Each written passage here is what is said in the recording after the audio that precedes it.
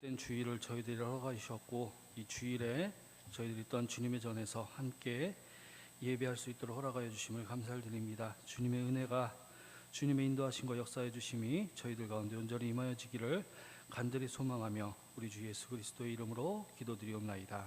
아멘.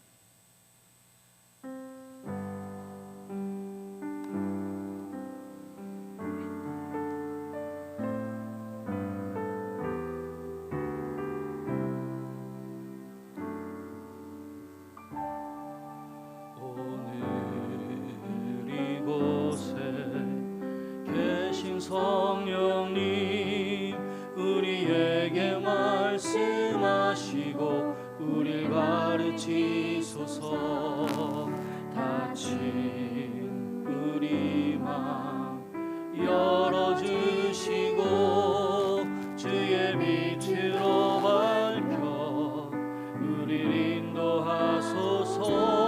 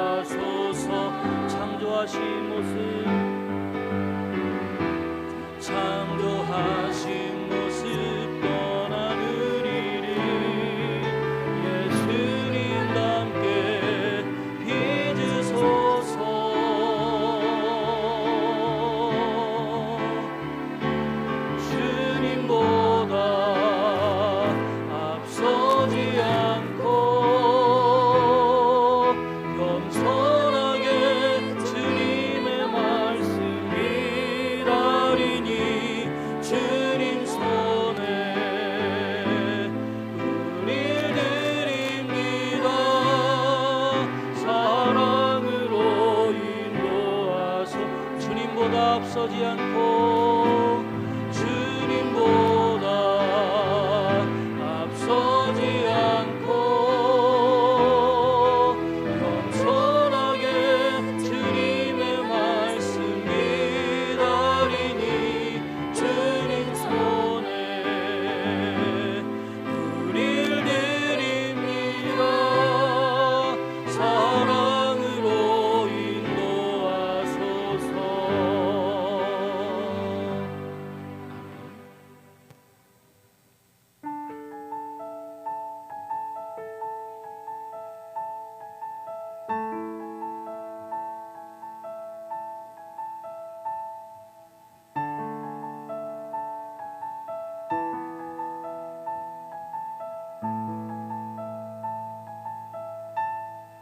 시작됐네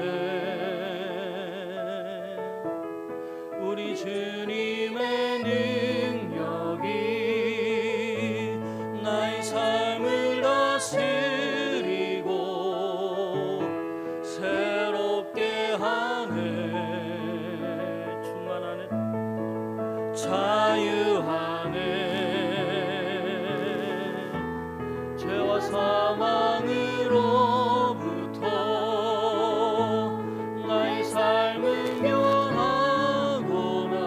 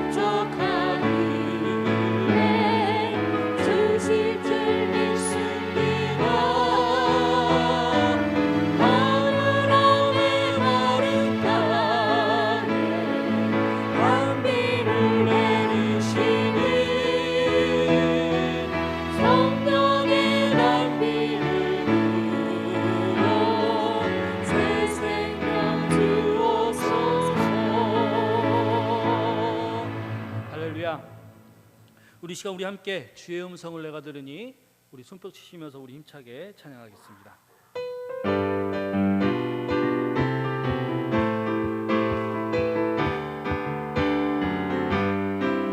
주의 음성을 내가 들으니 사랑한단 말이세. 믿는 마음으로 주께 가오니 나를 영접하소서. 내가 매일 십자가 앞에 더 가까이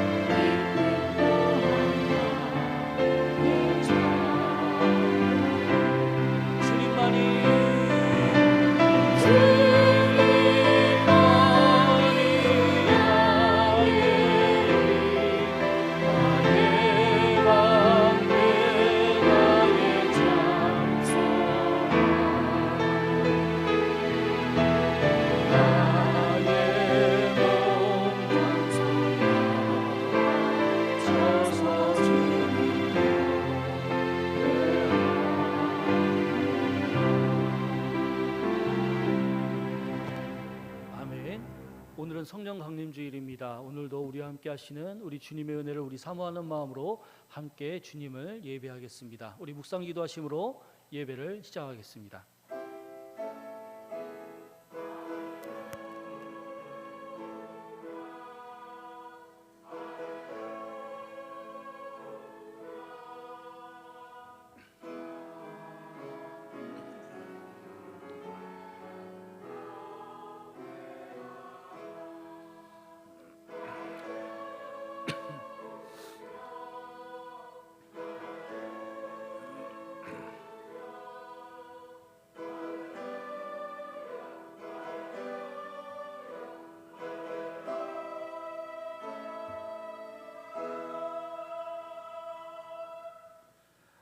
언제나 우리와 함께 하시는 하나님 아버지께 감사와 찬양과 영광을 돌려드립니다.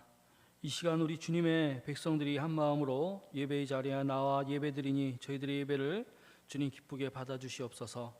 세상의 분주함과 연멸을 내려놓고 오직 하나님만 바라보게 하시고 우리의 심령이 성령 안에서 새로워지는 귀한 시간이 되게 하여 주시옵소서. 이 예배의 시작부터 마치는 시간까지 주님만이 홀로 영광 받아주시고 찬양 가운데 임재하여 주시며 또한 말씀 가운데 살아 역사하여 주시옵소서. 우리의 입술의 찬양과 기도와 또한 마음의 중심을 주님 기쁘게 받아주시고 우리의 메마른 심령의 은혜를 지친 영혼에는 위로와 새 힘을 허락하여 주셔서 오늘 예배하는 우리 모든 예배자들에게 주님의 은혜와 평강과 기쁨이 넘쳐날 수 있도록 인도하여 주시옵소서. 우리 예배를 기쁘게 받아주시는 주님의 그 은혜를 감사드리며 오직 우리 주 예수 그리스도의 이름으로 기도드리옵나이다. 아멘. 예, 우리 이 시간 함께 일어나셔서 찬송가 64장을 찬양하겠습니다.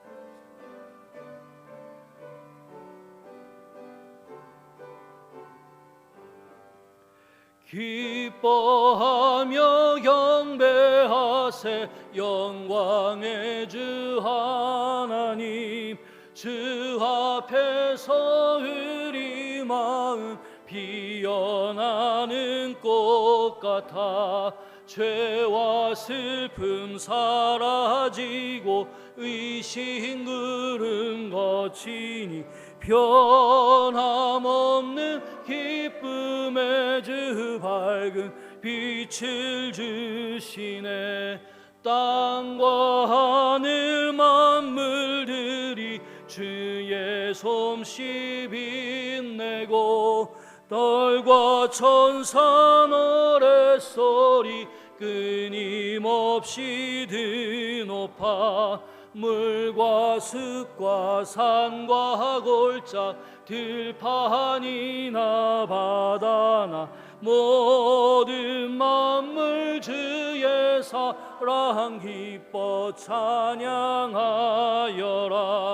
우리 주는 사랑이요 근원 되시니 삶이 기쁜 샘이 되어 바다처럼 넘치네. 아버지의 사랑 안에 우리 모두 형제니 표로 서로 사랑하게 도와주시옵소서. 새벽별의 노래 따라 힘찬 찬송 부르니 주의 사랑 주리되 여한맘 되게 하시네. 아뢰하며 행진하여 싸움에서 이기고 승전가를 높이 불러 주께 영광 돌리세. 아멘. 이 시간 교동문 135번입니다. 교동문 135번 우리 성령강림 1번입니다. 교동문 135번 성령강림 1번입니다. 그의 위에 여호와의 영 곧 지혜와 총명의 영이요 모략과 재능의 영이요 오직 하나님이 성령으로 이것을 우리에게 보이셨으니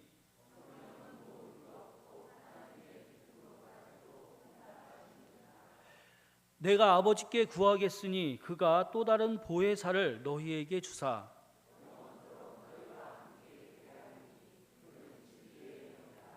보혜사 곧 아버지께서 내 이름으로 보내실 성령 그가 너희에게 모든 것을 가르치시고 오직 성령이 너희에게 임하시면 너희가 권능을 받고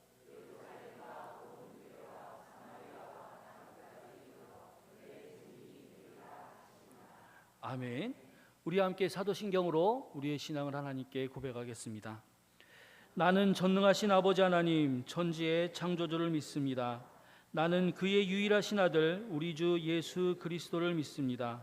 그는 성령으로 잉태되어 동정녀 마리아에게서 나시고 본디오 빌라도에게 고난을 받아 십자가에 못 박혀 죽으시고 장사된 지 사흘 만에 죽은 자 가운데서 다시 살아나셨으며 하늘에 오르시어 전능하신 아버지 하나님 우편에 앉아 계시다가 거기로부터 살아있는 자와 죽은 자를 심판하러 오십니다.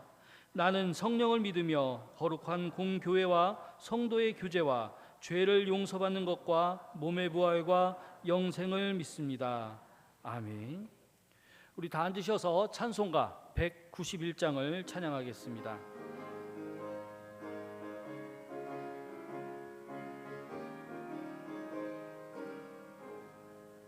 내가 매일 기쁘게 순례의 길 행함은 주의 팔이 나를 안보함이요 내가 주의 큰 복을 받는 참된 비결은 주의 영이 함께함이라 성령이 계시네 할렐루야 함께하시네 좁은 길을 걸으며 밤낮 기뻐하는 것 주의 영이 함께함이라 전에 죄에 빠져서 평안함이 없을 때 예수 십자가의 공로 힘입어 그 발 아래 엎드려 참된 평화 얻음은 주의 영이 함께함이라 성령이 계시네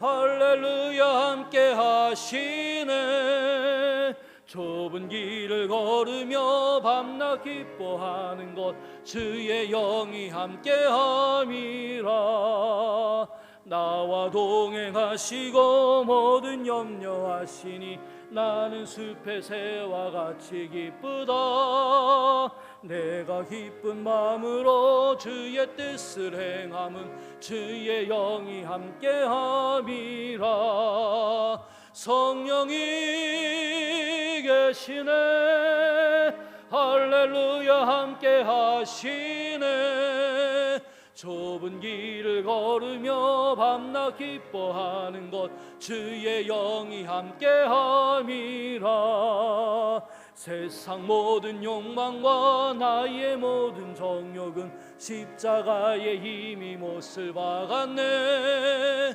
어두운 밤이 지나고 무거운 짐 벗으니 주의 영이 함께함이라 성령이 계시네 할렐루야 함께하시네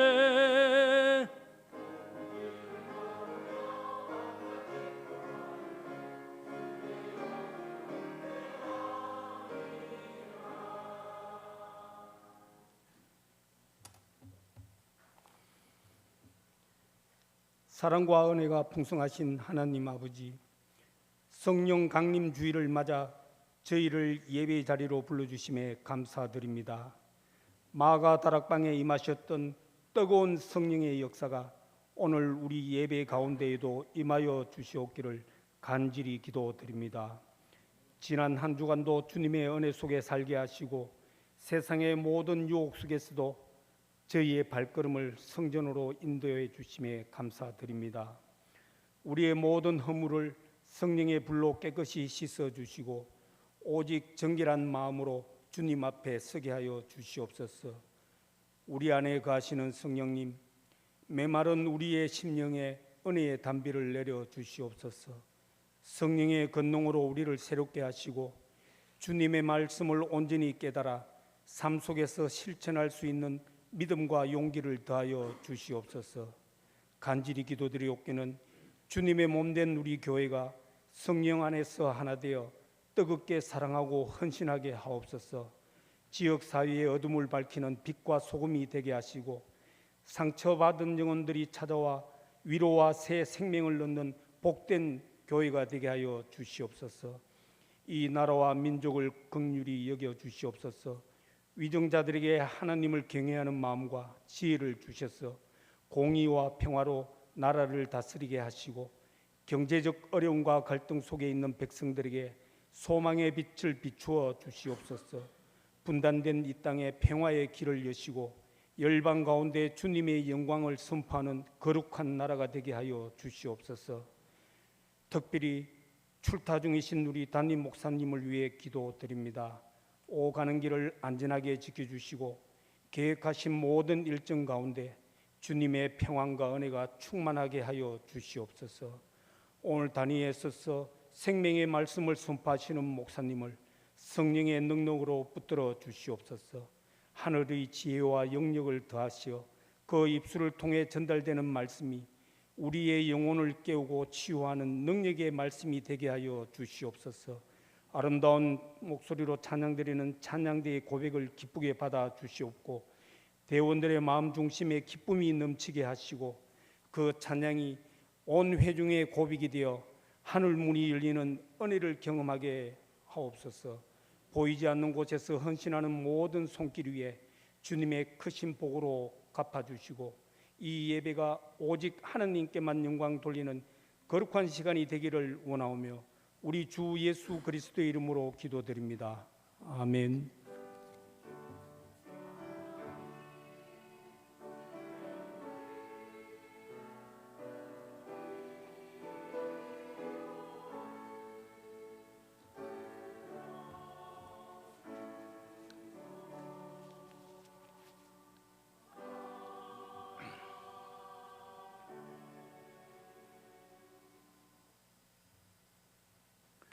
이 시간 함께할 하나님 말씀은 요한복음 15장 12절에서 17절까지의 말씀입니다. 요한복음 15장 12절에서 17절의 말씀입니다. 우리 신약성경 174쪽입니다. 신약성경 174쪽 요한복음 15장 12절에서 17절의 말씀, 제가 한 절 여러분이 한 절 그렇게 교독하도록 하겠습니다. 제가 먼저 12절 읽습니다. 내 계명은 곧 내가 너희를 사랑한 것 같이 너희도 서로 사랑하라 하는 이것이니라.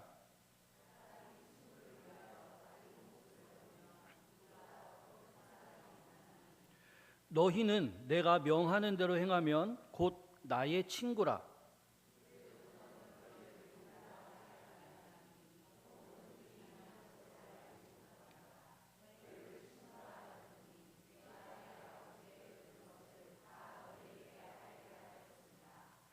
너희가 나를 택한 것이 아니요 내가 너희를 택하여 세웠나니 이는 너희로 가서 열매를 맺게 하고 또 너희 열매가 항상 있게 하여 내 이름으로 아버지께 무엇을 구하든지 다 받게 하려 함이라.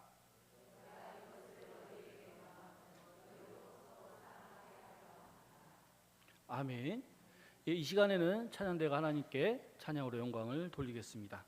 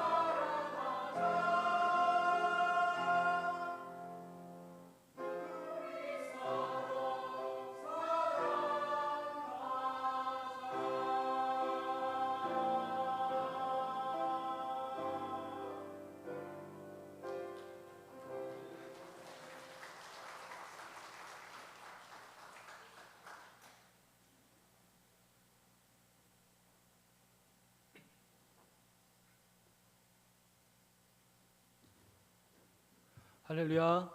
오늘도 주님의 전에 오신 우리 여러분들을 환영합니다. 우리 옆에 계신 분들 또 좀 멀리 계신 분들도 우리 찬양대의 그런 찬양의 가사처럼 우리 서로 사랑하는 마음으로 함께 인사했으면 좋겠습니다. 우리 반갑습니다. 사랑합니다. 환영합니다.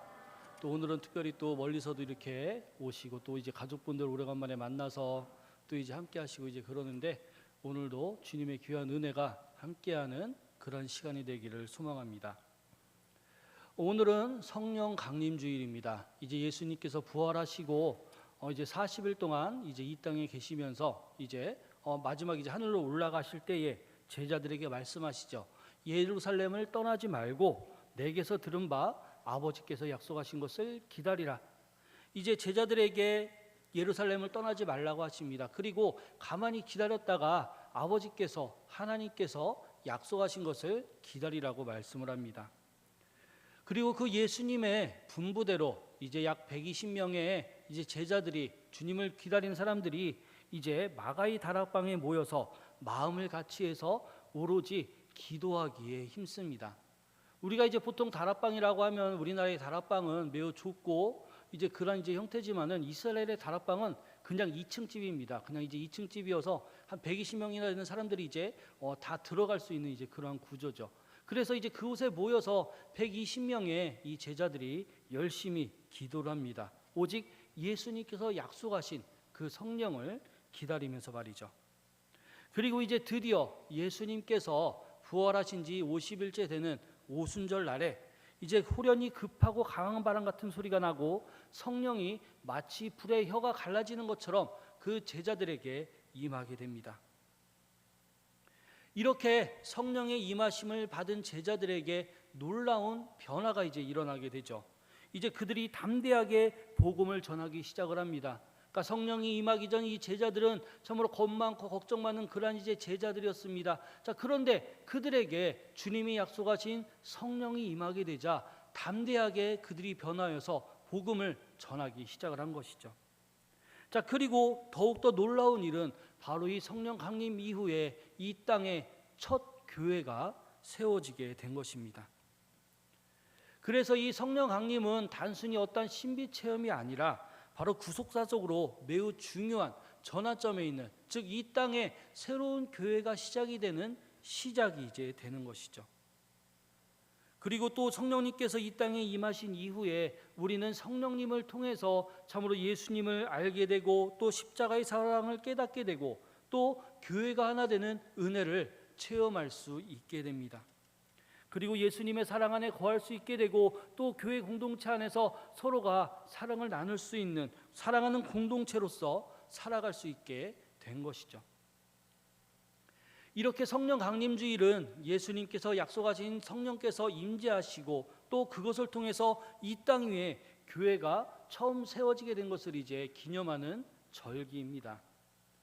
그런데 이제 이 성령님의 일하심에는 구약과 신약의 이제 차이가 있습니다. 물론 이제 성령님께서는 구약 시대나 신약 시대나 이제 동일하신 이제 하나님이신데 다만 그 역사 속에서 일하시는 것이 구약과 신약에서 이제 차이가 있는 것이죠. 그 창세기 1장 2절에 보면 이렇게 이제 말씀합니다. 땅이 혼돈하고 공허하며 흑암이 깊음 위에 있고 하나님의 영은 수면 위에 운행하시니라. 한마디로 이제 그 성령님께서 태초에 하셨던 일은 바로 질서를 세우시고 생명을 주시는 그러한 창조의 영으로 일하셨다라고 이제 말씀을 하시는 것입니다.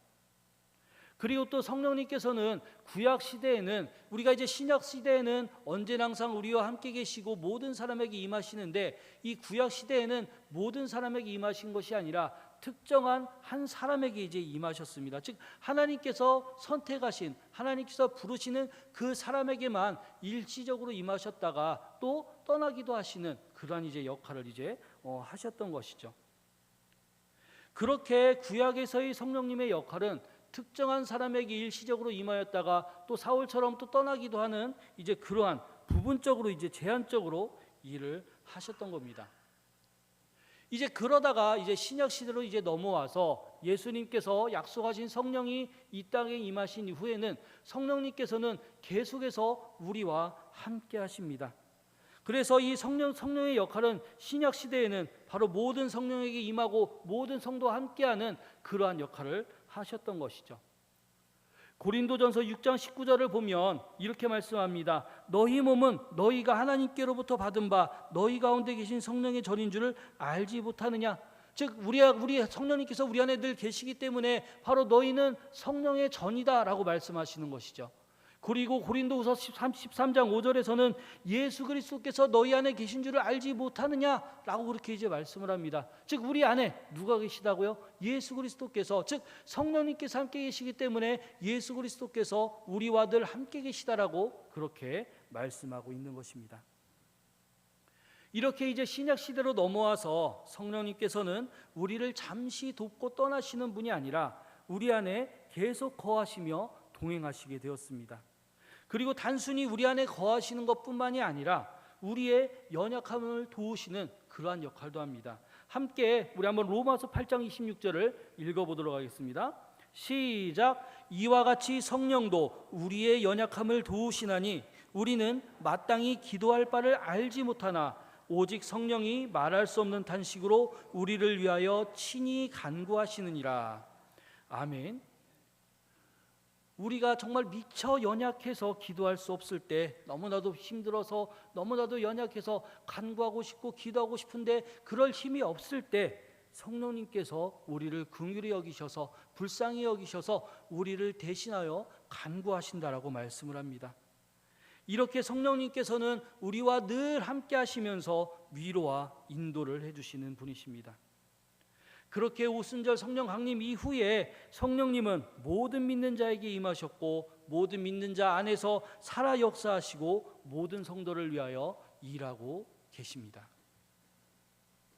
그리고 성령 강림 이후 가장 먼저 나타난 변화는 바로 이 땅에 교회가 세워지게 된 것입니다. 그런데 이 성령 강림 이후에 세워진 교회의 특징이 있습니다. 구약의 교회는 성전이죠. 그런데 구약의 그 교회인 성전은 오직 예루살렘에만 있었습니다. 그래서 이제 절기 때마다, 명절 때마다 그 믿는 사람들은 모두가 그 예루살렘 성전에 모여서 하나님께 제사를, 예배를 이제 드렸습니다. 왜냐하면 이제 그 구약 시대에는 그 성전이 오직 이제 건물이었기 때문이죠. 그런데 이제 그것이 신약 시대로 와서 이제 변하게 됩니다.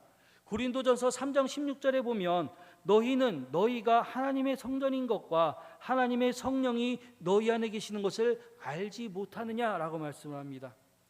너희가 하나님의 성전이다, 너희 안에 하나님의 성령이 있다, 그것을 알아야 된다라고 말씀을 하시는 것입니다. 즉 신약 시대의 교회는 건물뿐만이 아니라 주를 믿는 한 사람 한 사람이 모두가 교회인 것입니다. 즉 여기에 앉아 계신 여러분, 교회에 앉아 있는 지금 여러분 모두가 한 사람 한 사람이 다 또 다른 교회라는 말씀이죠. 그렇기 때문에 우리 모든 하나님의 백성은 교회라는 것을 우리는 분명히 기억을 해야 됩니다. 이렇게 오순절 성령 강림은 우리에게 많은 변화를 이제 주었습니다. 모든 하나님의 자녀에게 영원히 임재하여 주셨고 또 이 땅에 이제 교회를 세워 주셨죠. 또 메마른 심령을 새롭게 해주셨고 무너진 믿음을 회복시켜 주셨으며 또 사랑하게 해주셨고 예수님의 증인으로 살아가게끔 해주셨습니다. 그래서 우리 그리스도인 한 사람 한 사람은 모두가 교회입니다. 그리고 또 하나 우리에게 주신 성령님의 은혜가 있습니다. 그것은 바로 성령께서 우리로 하여금 예수 그리스도를 알게 하셨고 또 예수님의 사랑 안에 들어가게 하셨고 또 하나님과의 관계를 회복하게끔 해주셨습니다. 그리고 죄인이었던 우리를 예수 그리스도의 친구로 불러주신 것입니다. 본문 12절 말씀을 함께 읽어보도록 하겠습니다. 시작. 내 계명은 곧 내가 너희를 사랑한 것 같이 너희도 서로 사랑하라는 이것이니라. 이제 예수님께서는 요한복음 13장 34절에 이와 비슷한 말씀을 또 하십니다. 한번 읽어보겠습니다. 시작. 새 계명을 너희에게 주노니 서로 사랑하라. 내가 너희를 사랑한 것 같이 너희도 서로 사랑하라. 자, 예수님은 이제 서로 사랑하라고 말씀을 하시면서 십자가를 통해 사랑은 말보다 또 실천임을 직접 보여주셨습니다. 그리고 본문 13절에서 예수님은 또 이렇게 말씀하십니다. 함께 읽어보겠습니다. 시작. 사람이 친구를 위하여 자기 목숨을 버리면 이보다 더 큰 사랑이 없나니. 아멘. 자, 예수님의 사랑은 그냥 감정적인 사랑이 아닙니다. 그 예수님의 사랑은 희생의 사랑이었고 자기를 내어주는 그러한 사랑이었습니다. 세상의 사랑이 대부분 조건적이지만 예수님의 사랑은 다르죠. 우리가 죄인 되었을 때, 연약할 때 배반할 것을 아시면서도 예수님은 십자가를 지셨습니다. 베드로가 예수님을 3번을 부인할 것을 아셨으면서도, 또 제자들이 자신을 버리고 도망갈 것이라는 것을 아셨으면서도 부활하신 후에 예수님께서는 제자들을 다시 찾아오시죠. 왜냐하면 예수님의 사랑은 그 실패보다도 더 크시기 때문입니다. 아무리 실패해도, 아무리 주저앉아도 예수님의 사랑은 포기하지 않으시는 그러한 사랑이기 때문입니다.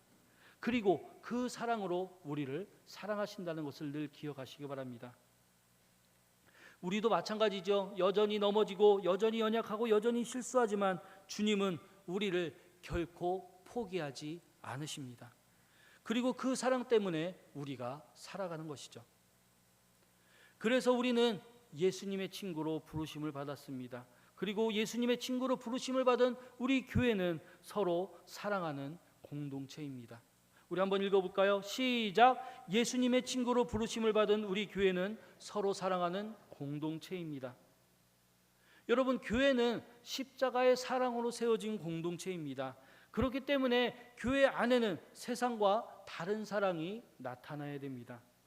그리고 그러한 사랑을 나타내려면 우리는 십자가의 사랑을 경험할 수 있어야 됩니다. 예수님께서는 우리에게 가장 먼저 서로 사랑하라고 이제 그렇게 말씀을 합니다. 이것은 단순한 권면이 아니라 반드시 지켜야 될 계명입니다. 그러니까 교회인 우리가 반드시 붙들고 살아야 될 본질적인 명령인 것이죠. 또 거기에 더해서 예수님께서는 이 사랑을 어떻게 해야 되는지 우리에게 알려주십니다. 내가 너희를 사랑한 것 같이. 그러니까 예수님께서 야, 내가 너희들을 이렇게 사랑했으니까 너희들도 이렇게 사랑해야 돼, 분명한 기준점을 그렇게 알려주신 것이죠. 예수님의 사랑은 세상의 사랑과는 전혀 다른 사랑입니다. 예수님은 사랑받을 만한 사람만 사랑하지 않으셨습니다. 그렇게만 사랑한다면 우리도 충분히 그렇게 사랑할 수가 있겠죠. 하지만 예수님께서는 그러지 않으셨습니다. 병든 자를 품으셨고 또 세리와 죄인들과 함께 하셨으며 자신을 부인하는 제자들까지도 끝까지 사랑하셨습니다. 그리고 결국 십자가에서 자신의 생명을 내어주심까지 사랑을 완성을 하셨습니다. 그렇기 때문에 교회의 사랑은 어떠한 감정적인 사랑이 아니라 바로 십자가의 사랑입니다. 이해되지 않아도 사랑하고 손해를 보아도 품고 또 상처를 받아도 용서하고 끝까지 함께 가는 것이 바로 하나님의 사랑입니다. 물론 이런 것이 참 인간적으로는 힘들고 또 불가능하게 여겨질 수도 있습니다. 또 교회 안에서도 이제 역시 마찬가지죠. 때로는 이제 우리가 서로 사랑한다고 하면서도 갈등과 오해가 생기기도 합니다. 건강한 교회는, 정말 온전한 교회는 어떤 그런 갈등과 오해가 아예 없는 교회가 아니라 그런 갈등과 오해가 생기더라도 서로 이해하고 서로 돕고 서로 품어주는, 또 이제 그렇게 서로 이제 회복해 나가는 그러한 교회가 진정한 건강한 교회라는 것을 우리는 기억해야 됩니다. 그리고 그러한 모든 것들을 다 극복하고 온전히 서로 간에 주님의 은혜를 붙잡고 살아가는 교회가 건강한 교회입니다. 그리고 그러한 건강한 교회를 가능하게 하는 것이 바로 성령님의 도우심이죠. 성령님께서는 단지 우리에게 어떤 은사만을 주시는 분이 아니십니다. 우리 안에 예수님의 사랑을 부어주시는 분이시죠. 그리고 내 힘으로는 할 수 없지만 성령께서 하실 수 있도록, 내 힘으로는 품을 수 없지만 성령께서 품을 수 있도록 우리를 도우십니다. 그래서 성령 충만한 교회는 반드시 사랑의 열매가 나타납니다. 초대교회가 그러했죠. 서로를 위해 기도해주고 또 아픈 자를 돌보아주며 또 넘어지는 자를 정죄하기보다 붙들어주고 일으켜 세워질 수 있도록 도와주었습니다. 함께 울고 함께 웃고 한몸된 공동체로 그렇게 살아갔습니다. 그렇게 오늘날 우리도 성령의 도우심을 따라서 더욱 사랑의 공동체가 되어야 할 것입니다. 교회 안에 들어왔을 때 참으로 사람들이 위로를 경험할 수 있도록, 또 사랑을 경험할 수 있도록, 따뜻함을 경험할 수 있도록 우리는 그렇게 해야 됩니다. 예수님의 친구로 부르심을 받은 우리 교회는 바로 그렇게 사랑으로 증명되어야 됩니다. 우리가 얼마나 많이 알고 있는가, 또 얼마나 신앙생활을 오래 했는가, 그런 것들보다 예수님의 사랑이 우리 안에 얼마나 나타났는가가 중요합니다. 그러므로 우리 교회는 성령 안에서 서로 사랑하는 공동체, 십자가의 사랑이 흐르는 공동체가 되어야 할 것입니다. 두 번째로 넘겨주시죠. 함께 한번 읽어보겠습니다. 시작. 예수님의 친구됨은 십자가 사랑으로 이루어진 은혜입니다. 아멘. 본문 13절을 함께 먼저 읽어보겠습니다. 시작. 사람이 친구를 위하여 자기 목숨을 버리면 이보다 더 큰 사랑이 없나니. 아멘. 예수님께서는 친구의 사랑이 무엇인지를 우리에게 분명하게 말씀해 주십니다. 친구를 위해 자기 목숨을 버리는 사랑, 그것이 가장 큰 사랑이라고 이제 말씀을 하시죠.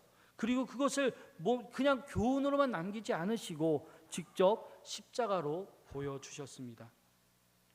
예수님께서 이 말씀을 하실 때 예수님은 바로 그 십자가를 준비하시는 그러한 단계였습니다. 이제 이 말씀을 하신 이후에 예수님께서는 이제 십자가에 달리시기 위해서 붙잡혀 가십니다.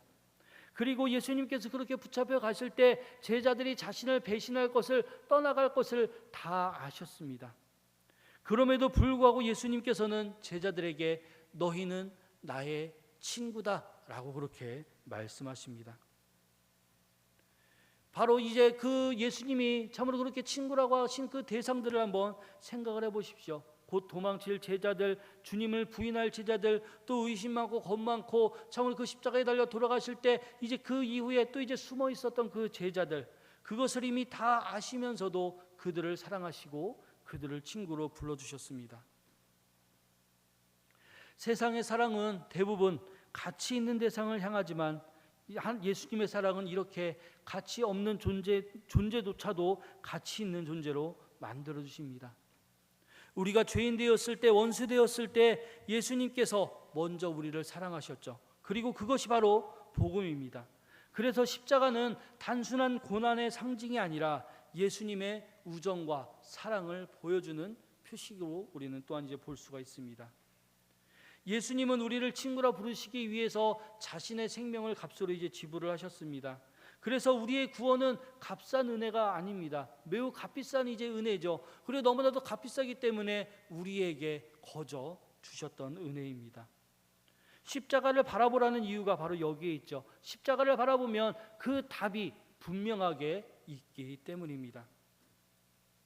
예수님은 우리의 완전함 때문에 우리를 사랑하신 것이 아니라 우리가 부족하지만, 우리가 연약하지만 우리를 사랑하시기로 마음먹으셨기 때문에, 결정하셨기 때문에 사랑하시는 것입니다. 그러므로 우리의 확신은 나의 상태가 근거가 아니라 십자가가 근거가 되어야 됩니다. 내 믿음이 흔들릴 때도, 내 삶이 무너질 때도 십자가는 결코 변하지 않습니다. 주님의 사랑은 우리의 실패보다 크고 또 우리의 연약함보다 깊고 또 우리의 죄보다 강하기 때문이죠. 우리는 늘 연약하죠. 실수합니다. 넘어집니다. 하지만 주님은 우리를 버리지 않으십니다. 그래서 교회는 완벽한 사람들의 모임이 아니라 십자가 은혜로 살아가는 사람들의 공동체인 것입니다. 이 사실을 아는 사람은 결코 교만해질 수가 없죠. 이 사실을 아는 사람은 또한 절망하지도 않습니다. 왜냐하면 우리는 모두가 하나님의 그 십자가의 은혜로 살아가는 사람들이기 때문입니다. 그리고 예수님은 그 사랑을 받은 우리에게 다시금 말씀하십니다. 내가 너희를 사랑한 것 같이 너희도 서로 사랑하라고 말씀이죠.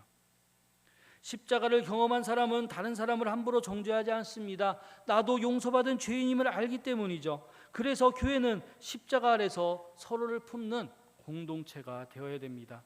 넘어지는 자를 붙들어주고 또 상처 입은 자를 위로하고 연약한 자를 위해 기도하는 공동체가 되어야 됩니다. 성령께서는 오늘도 우리 안에서 이 십자가 사랑을 기억나게 하십니다.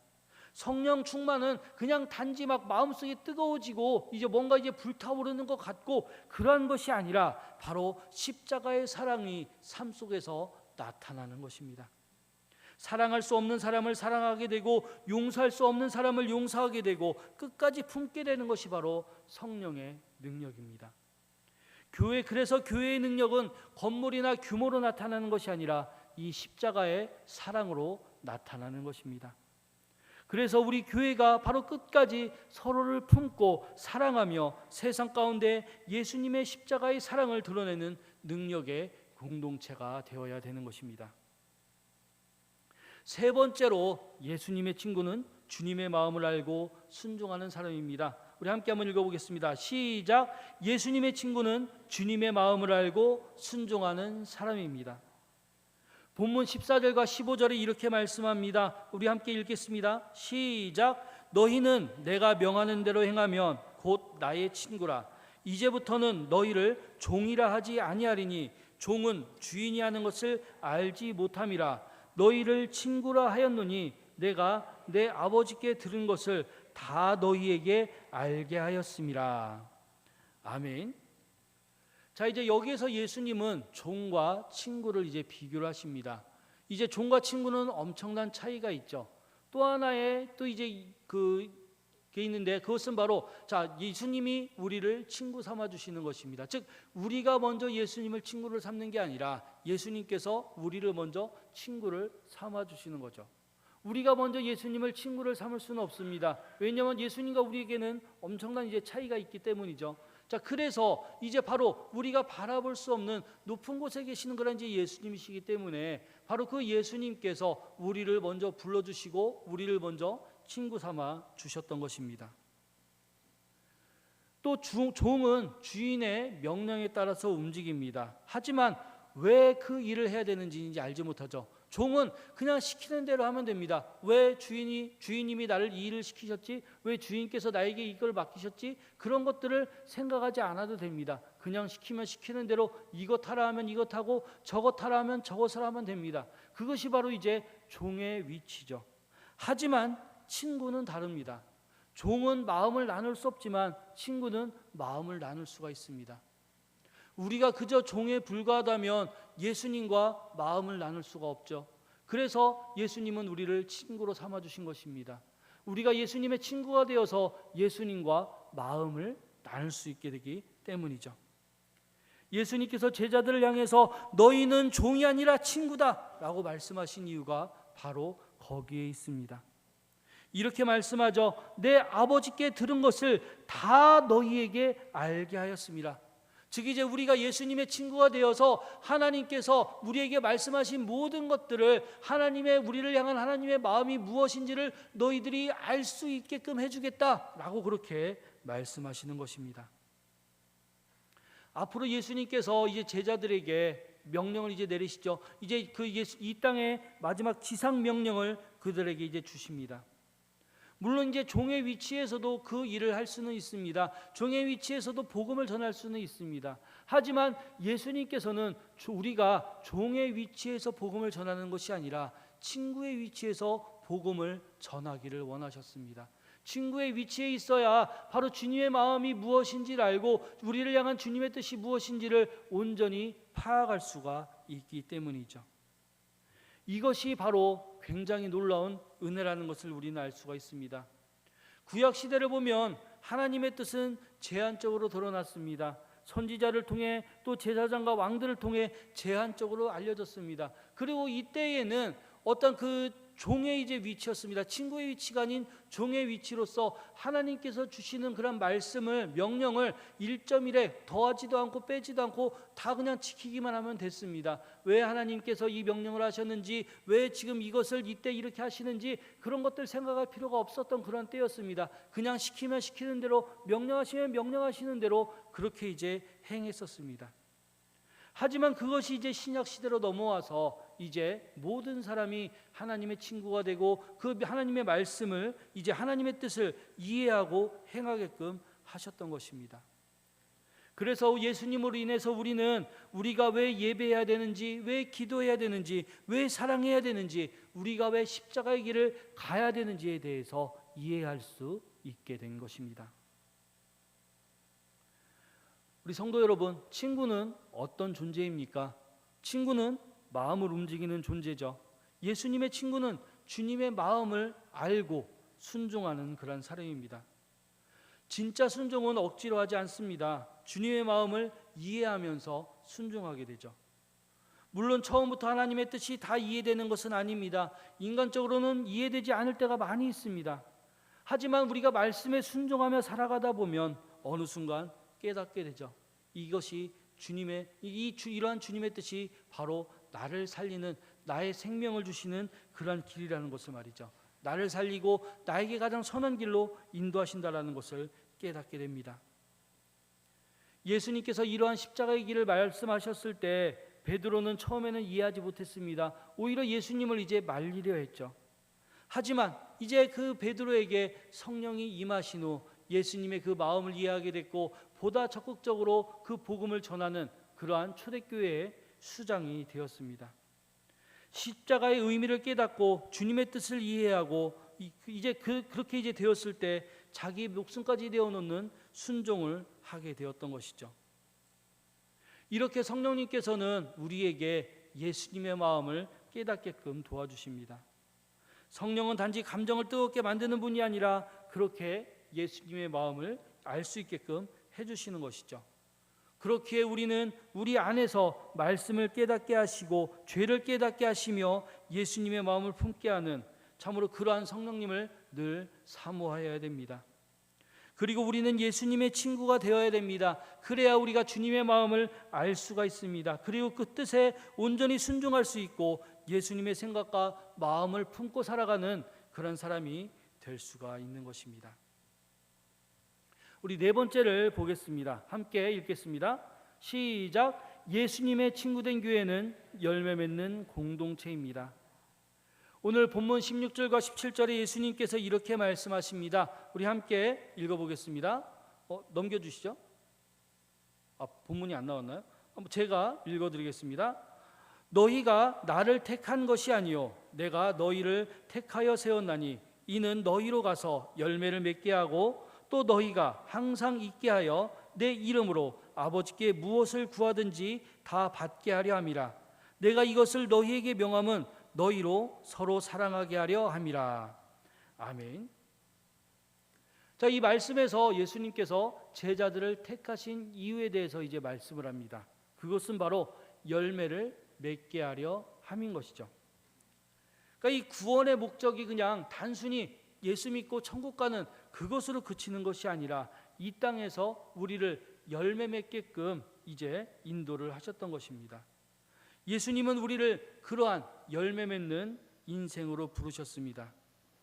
여기서 이제 중요한 것이 바로 이 열매라는 이제 표현인데요. 이 열매는 억지로 맺어지는 것이 이제 아니죠. 억지로 해서는 절대로 맺혀지지가 않습니다. 생명이 있으면 자연스럽게 맺어지는 것이 바로 이 열매입니다. 그러니까 나무가 살아있으면 열매를 맺듯이 예수님 안에 거하는 그런 사람은 반드시 삶 속에서 열매가 맺혀지게 되어 있습니다. 내가 알든 내가 모르든 말이죠. 중요한 것은 예수님의 생명이 내 안에서 드러나고 있는가입니다. 여러분의 지금 심령 안에는 예수님의 생명이 살아 계십니까? 반드시 살아있기를 바랍니다.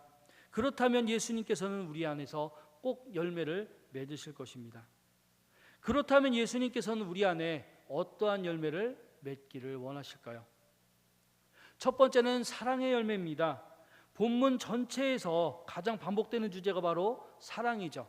결국 열매의 중심은 사랑입니다.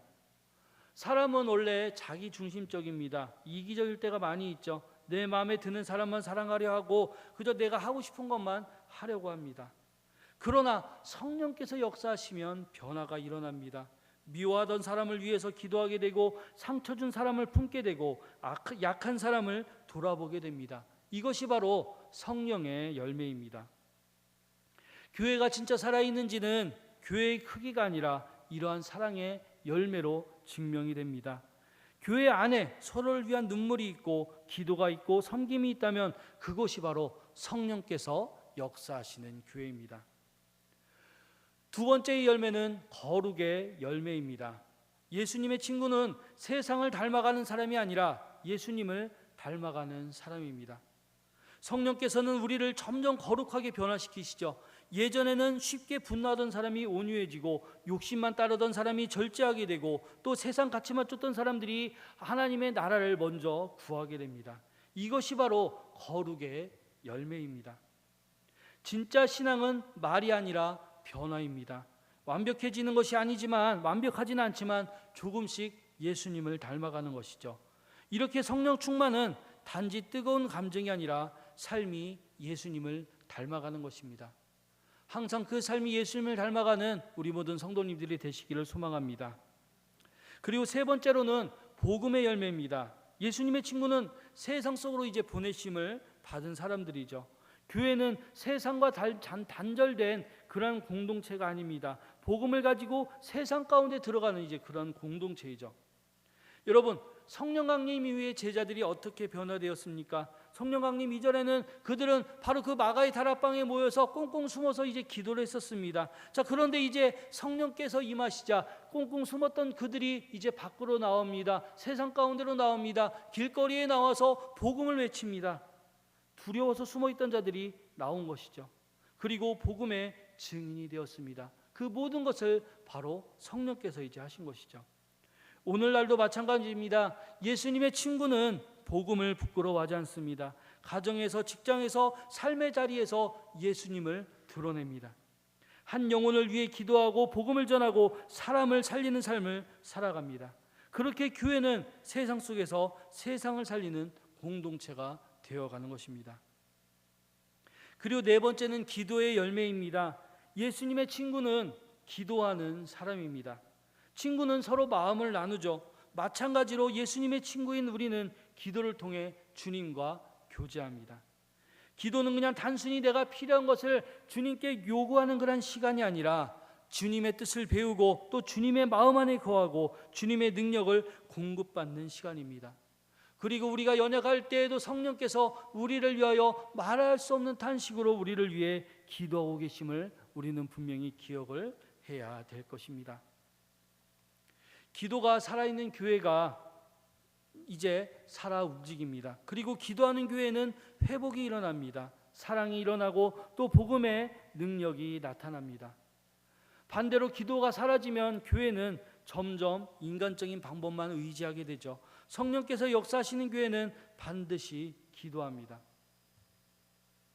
그런데 예수님께서는 또 말씀하시기를 이러한 열매에 너무 집착하지는 또 말라고 이제 말씀을 하십니다. 물론 이제 이 열매가 반드시 맺혀져야 되지만 또 거기에 너무 집착해서 거기만 바라보는 이제 그런 삶은 살지 말라고 이제 말씀을 하십니다. 즉 예수님께서는 이 열매라는 결과도 소중하지만 그 열매를 맺는 과정, 그 열매를 맺어가는 과정에서 있는 사랑의 수고, 눈물의 기도, 한 영혼을 위한 섬김, 복음을 위한 헌신도 소중히 여기신다라고 말씀을 합니다. 우리는 그것을 분명히 기억을 해야 됩니다. 즉 우리는 열매를 위해서 나아가는 것이 아니라 그냥 그 열매를 맺는 과정 속에서 주님께서 주신 것대로 자연스럽게 그냥 주님의 그 인도하신 대로 그 사랑대로 우리가 살아가다 보면 그 열매는 자연스럽게 맺어진다라는 것입니다. 그렇기 때문에 우리는 그 모든 과정 가운데 열매만을 바라보고 집착하는 것이 아니라 그 과정 가운데 온전히 헌신하고 수고하면 되는 것입니다. 왜냐하면 주님께서는 그 모든 것을 소중하게 여기시기 때문입니다. 가치가 있는 것이죠. 이제 오늘 말씀을 정리를 해보고자 합니다. 우리는 이 성령 강림주의를 맞아서 그 예수님께서 우리를 친구로 불러주셨다는 놀라운 은혜를 보았습니다. 우리는 본래 하나님과 멀어져 있었던 죄인이었습니다. 그러나 예수님께서 십자가에서 자기 목숨을 내어주심으로써 이제 우리를 친구를 삼아주셨습니다. 그리고 성령께서는 오늘도 우리 안에 역사하셔서 예수님의 사랑을 깨닫게 하시고 주님의 마음을 알게 하시며 서로 사랑하는 교회로 우리를 세워가십니다. 예수님의 친구된 교회는 서로 사랑하는 공동체입니다. 십자가 은혜로 살아가는 공동체입니다. 그리고 주님의 마음을 알고 순종하는 공동체입니다. 그리고 성령 안에서 열매를 맺는 그러한 공동체입니다. 세상은 점점 차가워지고 있습니다. 참으로 사람들의 관계 속에서 상처도 받고 또 외로워도 하며 살아갑니다. 그렇기에 오늘날 교회는 더욱 예수님의 사랑을 드러낼 수 있어야 됩니다. 예수님 때문에 사랑하고, 예수님 때문에 용서하고, 예수님 때문에 서로를 품고, 예수님 때문에 끝까지 함께 걸어가는 공동체가 되어야 됩니다. 그렇게 성령께서 우리 안에 예수님 사랑을 부어주실 때 우리 교회는 세상이 줄 수 없는 생명과 위로를 나타낼 수 있게 될 것입니다. 우리는 날마다 성령님의 도우심을 구해야 됩니다. 성령님, 내 안에 예수님의 사랑이 흐르게 하여 주시옵소서. 내 뜻보다 주님의 뜻을 따르게 하여 주시옵소서. 우리 교회가 서로 사랑하는 예수님의 친구된 공동체가 되게 하여 주시옵소서. 그렇게 간구해야 됩니다. 우리 모두가 그렇게 성령 안에서 예수님의 사랑을 드러내며 살아갈 때에 참으로 우리는 예수님께서 기뻐하시는 참된 교회로 설 수 있게 될 것입니다. 함께 기도하겠습니다.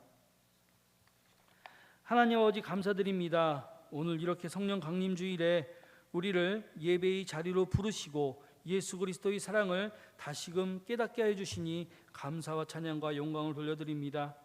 우리를 죄 가운데 버려두지 않으시고 예수님의 십자가로 구원하시고 또한 종이 아닌 친구로 또한 우리를 불러주신 은혜를 찬양합니다. 자격 없는 우리지만 그래도 우리를 사랑하시고 끝까지 붙들어 주시는 주님의 은혜를 참으로 감사를 드립니다. 주님, 우리의 마음 가운데 성령으로 늘 충만하게 해 주시옵소서. 성령께서 우리 안에 역사하셔서 우리의 마음을 알게 하시고 말씀에 순종하게 하시고 십자가의 사랑으로 살아가게 해 주시옵소서. 하나님, 참으로 우리 안에 미움이 있습니까? 교만이 있습니까? 이기심이 있습니까? 하나님, 그 모든 것들 내려놓게 해 주시옵소서. 버려지게 해 주시옵소서. 그리고 서로 사랑하게 하시고 서로 용서하게 하시고 서로를 위해 기도하는 우리 교회 공동체가 되게 해 주시옵소서. 상처 입은 영혼들을 품게 해 주시고 연약한 자들을 세우게 해 주시고 세상 속에서 예수님의 사랑을 나타내는 교회가 되게 해 주시옵소서. 그렇게 우리 모두가 성령 충만한 교회가 되게 해 주시옵소서. 기도가 살아있고 예배가 살아있고 복음의 열정이 살아있는, 그래서 사랑의 열매, 거룩의 열매, 복음의 열매, 성령의 열매를 풍성하게 맺히게 하는, 하지만 또 그 열매에 집착하는 것이 아니라 자연스럽게 우리 주님께서 주시는 대로 모든 것들을 행하여 나아가는 우리가 되게 해 주시옵소서. 가정에서, 삶의 자리에서 예수님의 친구답게 어디서든지 주님의 향기를 나타내는 그런 삶을 살아가는 우리 모든 교우들이 되어줄 수 있도록 주님 인도하여 주시옵소서. 언제나 우리를 사랑하시고 인도하시는 우리 주 예수 그리스도의 이름으로 기도드리옵나이다. 아멘. 우리 찬송가 210장을 함께 찬양하시며 봉헌하도록 하겠습니다.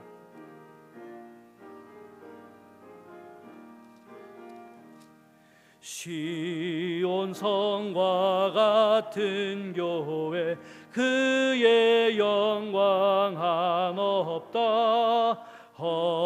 허락하신 말씀대로 주가 친히 세웠다. 반석 위에 세운 교회, 흔들 자가 누구랴. 모든 원수에 워싸도 아무 근심 없도다. 생명샘이 솟아나와 모든 성도 마시니 언제든지 흘러넘쳐 부족함이 없도다. 이런 물이 흘러가니 목마를 자 누구랴.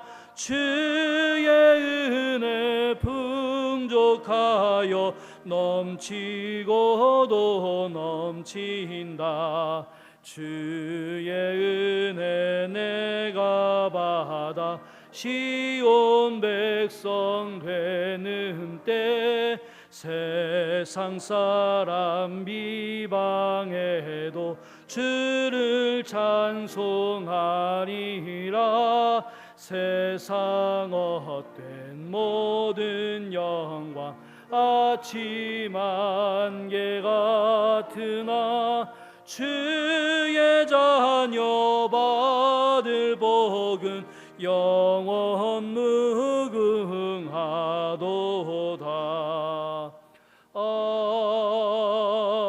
아멘. 예, 함께 기도하겠습니다. 하나님 아버지 감사드립니다. 이 시간 주님의 백성들이 주님 앞에 나와서 온전히 예배드릴 수 있도록 인도하심을 감사드립니다. 우리에게 참으로 성령을 부어주시고 참으로 그 성령을 통하여서 우리의 생명과 참으로 구원의 은혜를 주시고 또한 모든 것들을 채워주심을 주님 감사드립니다. 참으로 이 시간 저희들의 그 감사한 마음으로 주님 예물을 올려드리니 모든 것들을 기쁘게 받아주시옵소서. 작은 정성이지만 참으로 우리의 마음과 삶을 주님께 함께 담아 드리오니 기쁘게 받아주시옵소서. 그리고 이 드려진 예물들이 우리 하나님 나라의 확장과 복음의 사역과 또한 교회와 이웃을 섬기는 귀한 일에 사용될 수 있도록 인도해 주시고 드리는 손길마다 주님의 은혜와 평강이 채워지기를 간절히 소망하며 기도를 드립니다.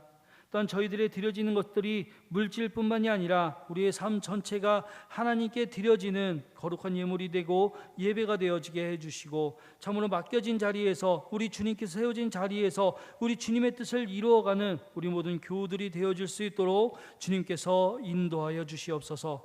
주님께 참으로 감사드리며 우리 주 예수 그리스도의 이름으로 기도드리옵나이다. 아멘.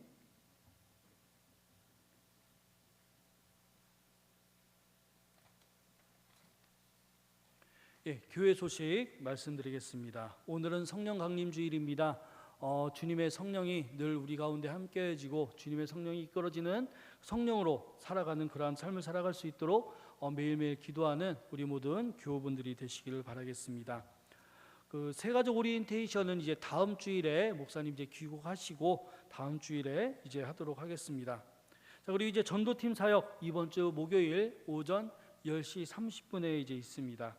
그리고 셀장 헬퍼 모임이 이번 주 토요일 오전 11시에 이제 소예배실에서 있습니다. 그리고 셀교회 모임 이제 다음 주 오후 예배에 이제 있고요. 오늘 오후 예배는 이제 그대로 이제 1시 반에 이제 일반 예배로 이제 드려집니다. 우리 기억하시기 바라겠습니다. 그리고 이제 다음 목사님께서는 그 이번 주 금요일에 늦은 시간에 이제 도착하실 예정입니다.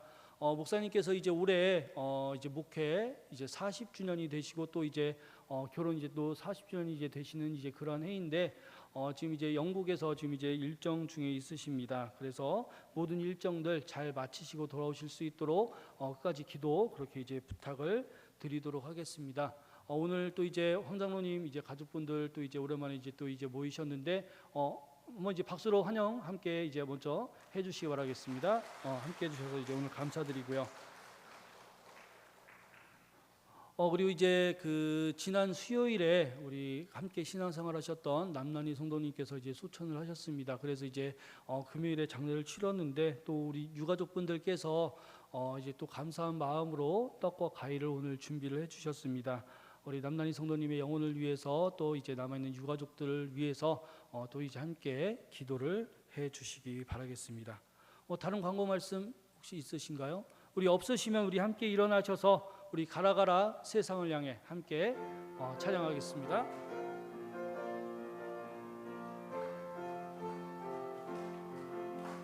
가라 가라 세상을 향해 가라 가라 말씀 가지고 가라 가라 온 땅을 향해 가라 가라는 예수님 명령 우리 모두 가겠어요. 온 생의 모든 사람들에게 예수님의 사랑을 전하겠어요. 우리 모두 주의 명령을 따라 온 땅의 모든 사람들에게 예수님의 사랑을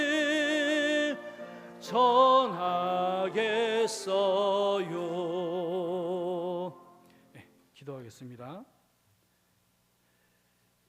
이제는 살아계셔서 온 땅과 하늘에 역사하시는 우리 주 예수 그리스도의 은혜와 그 예수 그리스도를 이 땅에 보내주셔서 우리를 구원하신 하나님 아버지의 지극히 크신 사랑과 우리를 위하여 말할 수 없는 탄식으로 간구하시는 성령님의 도우심이 오늘 예배하는 우리 주님의 귀한 자녀들 위해 이제로부터 영원토록 함께 하시기를 간절히 축원하옵나이다. 아멘.